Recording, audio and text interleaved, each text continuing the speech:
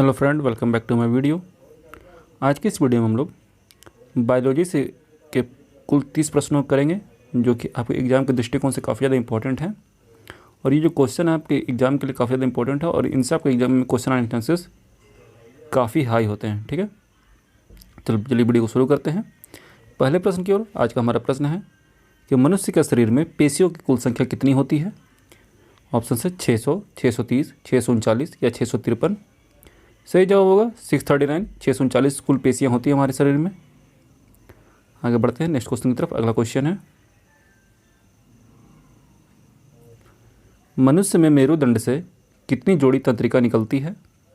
सही जवाब होगा 31 जोड़ी, यानी कि कुल 62 तंत्रिका निकलती है, यानी कि 31 के पेयर में। आगे बढ़ते हैं। अगला क्वेश्चन है, प्रतिवर्ती क्रियाओं का नियंत्रण केंद्र कहाँ पर है। तो ये होता है कशेरुक रज्जु में। ठीक है, क्योंकि मेरुदंड का भाग होता है। आगे बढ़ते हैं। अगला क्वेश्चन है, संसार का सबसे बड़ा पारितंत्र कौन सा है। तो यह है सागर, यानी कि समुद्र, महासागर बोल सकते हैं आप। आगे अगला क्वेश्चन है, वायु एवं जल की क्रिया द्वारा भूमि का घटाव क्या कहलाता है। तो यह कहलाता है अपर्दन। जब भूमि का कटाव होता है वायु की मदद से या जल की मदद से, तो उसे हम लोग अपर्दन कहते हैं। ठीक है, आगे बढ़ते अगला क्वेश्चन की तरफ। अगला क्वेश्चन है,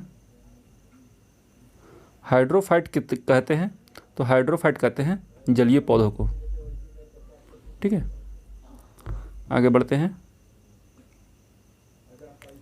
अगला है, निम्नलिखित में से कौन सा पौधा मरुद्भिद है। मरुद्भिद है यानी कि मरुस्थल का पेड़ है, यह पौधा है।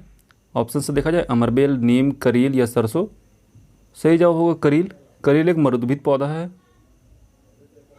आगे बढ़ते अगला क्वेश्चन की तरफ। अगला क्वेश्चन है, पर्यावरण के अजैव अवयव का उदाहरण है। तो यह होगा वायु।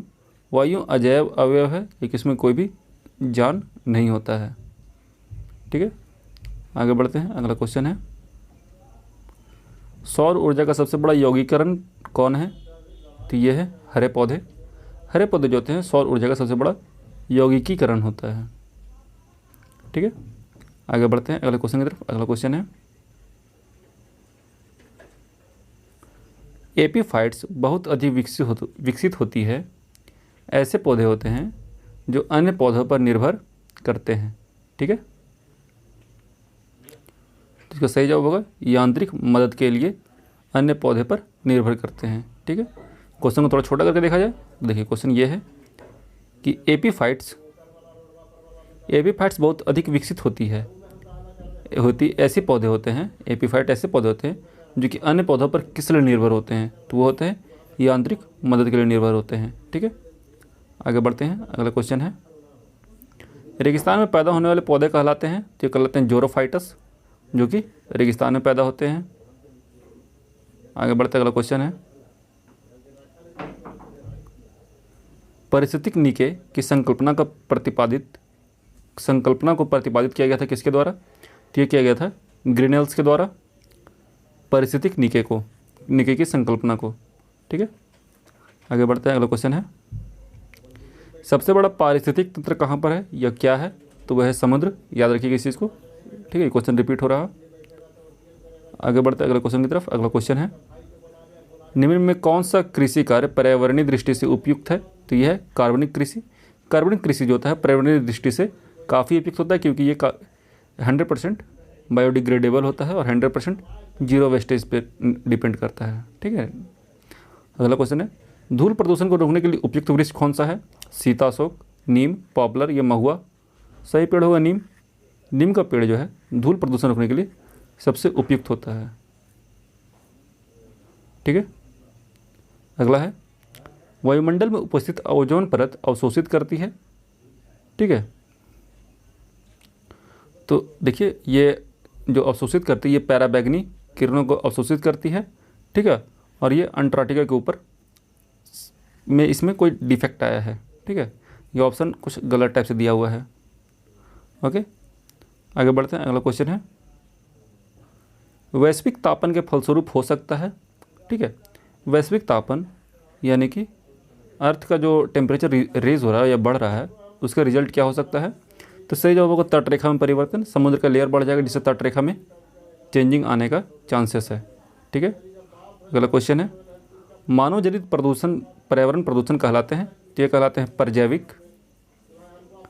ओके, आगे बढ़ते हैं। अगला क्वेश्चन है ऊर्जा के किस रूप में प्रदूषण की समस्या नहीं होती है? तो ये सौर रूप में किसी भी टाइप की कोई भी प्रदूषण की समस्या नहीं होती है। ठीक है, आगे बढ़ते हैं अगले क्वेश्चन की तरफ। अगला क्वेश्चन है निम्नांकित में से कौन अधिकतम ध्वनि प्रदूषण का कारण है? तो यह है जेट उड़ान। जेट उड़ान में जब जेट उड़ती है तो उससे काफ़ी अधिक मात्रा में ध्वनि प्रदूषण होता है। ठीक है, आगे बढ़ते हैं। मानव त्वचा का अध्ययन करने वाली विज्ञान की शाखा क्या कहलाती है? तो यह कहलाती है डर्मेटोलॉजी। याद रखिएगा, डर्म जो टर्म है ये स्किन रिलेटेड किसी भी चीज़ के लिए यूज होता है। ठीक है, आगे बढ़ते हैं अगले क्वेश्चन की तरफ। अगला क्वेश्चन है अस्थियों का अध्ययन विज्ञान की किस शाखा के अंतर्गत किया जाता है? तो किया जाता है ऑस्टियोलॉजी के अंतर्गत।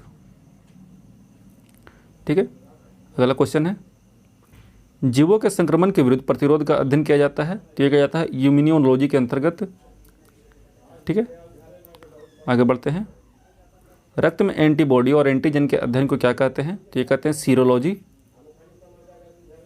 अगले क्वेश्चन की तरफ बढ़ते हैं। अगला क्वेश्चन है मछलियों से संबंधित अध्ययन क्या कहलाता है? तो ये कहलाता है इक्थियोलॉजी। ठीक है, आगे बढ़ते हैं। अगला क्वेश्चन है वंशगति के नियमों के अध्ययन को कहते हैं? तो ये कहते हैं अनुवांशिकी। ठीक है, अगला क्वेश्चन है मनुष्य के वातावरण को सुधारने से नस्ल सुधारने लगता है, यह है यूथेनिक्स में। ठीक है, आगे बढ़ते हैं। अगला क्वेश्चन है कैंसर संबंधी रोगों का अध्ययन क्या कहलाता है? तो ये कहलाता है ऑन्कोलॉजी। ठीक है, ऑन्कोलॉजी में हम लोग कैंसर के बारे में पढ़ते हैं या फिर इसको क्योर करने के बारे में हम लोग पढ़ते हैं। ठीक है, अगला क्वेश्चन है जेनेटिक्स में किसका अध्ययन किया जाता है? तो इसमें आनुवंशिकता और गुणसूत्र का अध्ययन किया जाता है। ठीक है, अगला क्वेश्चन है पारिस्थितिक विज्ञान इकोलॉजी का किससे संबंध है? तो इसका संबंध है शरीर रचना संरचना से और वातावरण से। ठीक है, तो आज की वीडियो में इतना ही था फ्रेंड। हम लोगों ने कुल 30 प्रश्नों किया है जिसमें 2-3 क्वेश्चन में कुछ डिफेक्ट था। ठीक है, बाकी सारे क्वेश्चन सही थे जो कि आपके एग्जाम के लिए दृष्टिकोण से काफ़ी ज़्यादा महत्वपूर्ण है। उम्मीद है वीडियो आपको अच्छा लगा होगा। अगर वीडियो अच्छा लगा तो प्लीज़ वीडियो को लाइक कर दीजिएगा, हो सके तो चैनल को सब्सक्राइब कर लीजिएगा इसी टाइप के और भी इन्फॉर्मेटिव वीडियो के लिए। मिलते हैं नेक्स्ट वीडियो में, तब तक के लिए जय हिंद जय भारत, अपना ख्याल रखिएगा and finally thanks for watching.